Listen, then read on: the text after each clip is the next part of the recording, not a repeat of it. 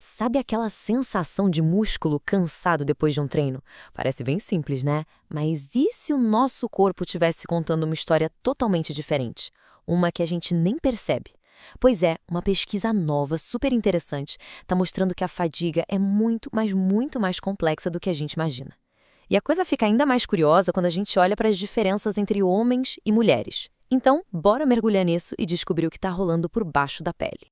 Pois é, essa sensação de cansaço, a perda de força, isso é só a pontinha do iceberg, o que a gente sente na pele. Mas os cientistas eles já desconfiavam que tinha algo mais acontecendo lá dentro, sabe? Nos nossos tecidos, uma história secreta que a gente não consegue sentir. E foi exatamente isso que eles decidiram investigar fundo. E para desvendar essa história, os pesquisadores montaram um experimento que parece simples, mas olha, era super exigente. Era um desafio de elevação de panturrilha. A ideia era bem direta, levar os músculos da galera que participou até o limite, até a exaustão total mesmo. E aí, com todo mundo no limite, eles iriam observar com uma lupa o que acontecia com o corpo. A metodologia que eles usaram foi super bem pensada, bem estruturada. Eles mediram tudo em 3 momentos-chave. Primeiro, antes de começar o exercício.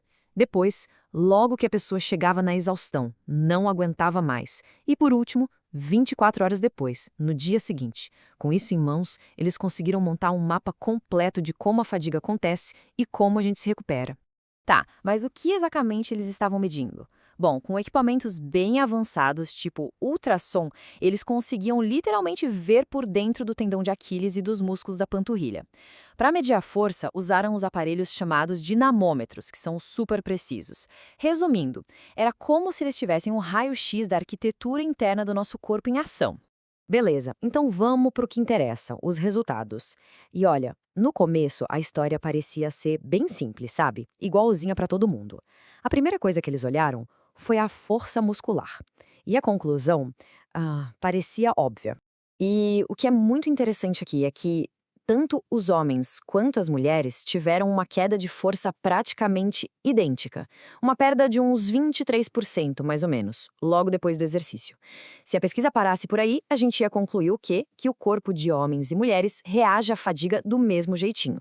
Fim da história, certo? Bom, não tão rápido. E para reforçar essa ideia, 24 horas depois, a força de todo mundo já estava quase 100%. Tinha voltado ao normal. Então parecia que a recuperação do músculo seguia exatamente o mesmo roteiro para homens e mulheres. Mas como a gente já está desconfiando, essa nem de longe era a história completa.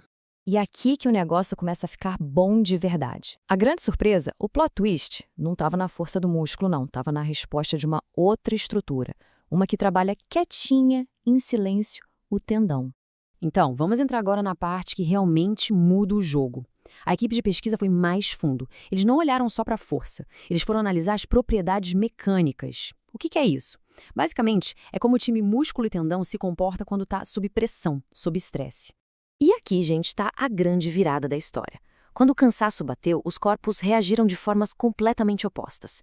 O sistema masculino respondeu ficando mais duro, mais rígido, só que por causa disso também ficou menos eficiente.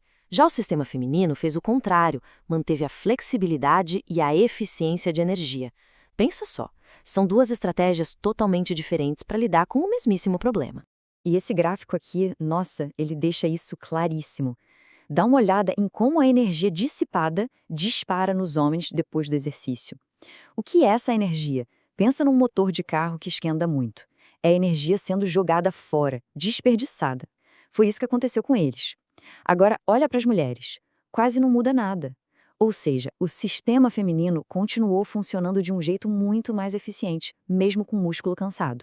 Era exatamente o que os próprios pesquisadores concluem, sabe? A diferença principal não está na força que se perde. Está na mecânica dos tecidos, em como a estrutura funciona. É como se homens e mulheres usassem um kit de ferramentas diferente para lidar com o estresse do exercício. Ok, mas fica a pergunta. Por que essas estratégias são tão diferentes assim? Para a gente entender a raiz disso, a gente precisa ir ainda mais fundo. Precisamos olhar para a estrutura do tecido do tendão em si. Para fazer isso, os cientistas usaram uma técnica chamada intensidade de eco. O nome parece complicado, mas a ideia é simples. Pensa no brilho de uma foto de ultrassom. Se a imagem está bem brilhante, bem clara, significa que o tecido ali está organizado, denso, tudo certinho. Agora, se a imagem fica mais escura, opa, pode ser um sinal de alguma mudança, tipo o tecido está meio bagunçado ou com algum fluido. E aqui vem o grande paradoxo. Se liga só. Depois de 24 horas, todo mundo se sentia recuperado. A força tinha voltado, certo? Só que o ultrassom contava uma história bem diferente. A tal da intensidade de eco tinha diminuído para todo mundo. Isso queria dizer que, por dentro, a estrutura do tendão ainda estava meio bagunçada, ainda estava se consertando. Então, a mensagem principal aqui é essa.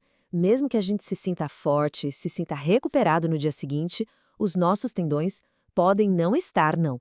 A recuperação deles acontece em outro ritmo, um ritmo bem mais lento. Tá, legal, mas e daí? Por que tudo isso importa na vida real, na prática? Como é que essa descoberta de laboratório afeta a gente na hora de treinar, de se recuperar e, principalmente, de evitar lesões?